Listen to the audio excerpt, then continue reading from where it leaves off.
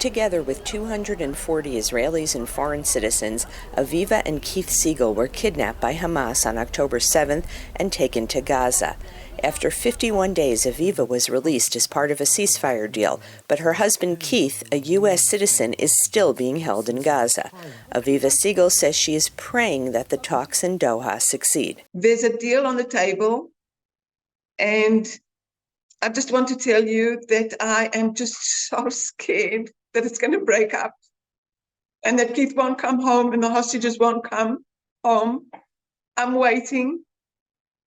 I want to keep my hope because that's the only thing that I can keep. The last sign of life from Keith Siegel was in a Hamas-made video from April. Israeli sources say that 41 of the remaining 115 hostages have been killed, although the number may be higher. Israeli analysts say this round of ceasefire talks is crucial. On the one hand, there are huge expectations that this round of talks will lead eventually to the end of the war in Gaza, and maybe will support the efforts to avoid further escalation in the northern border of Israel and vis-à-vis Iran.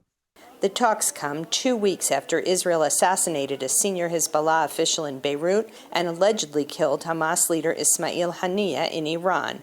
Both Iran and Hezbollah threatened to retaliate, and a ceasefire deal with Hamas and its leader Yahya Sinwar could be the only thing standing in the way of an attack on Israel.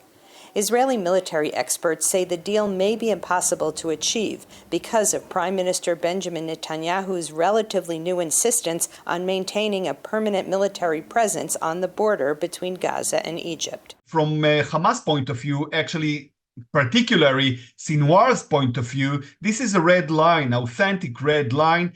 I assess that he will never accept this demand, and that he will even prefer to die or to continue the fighting and not to accept such a condition. So right now, I must admit that I see no compromise or any kind of bridge between the two banks of this problem. The hostage families and the Israeli public are following the talks closely, hoping for a breakthrough.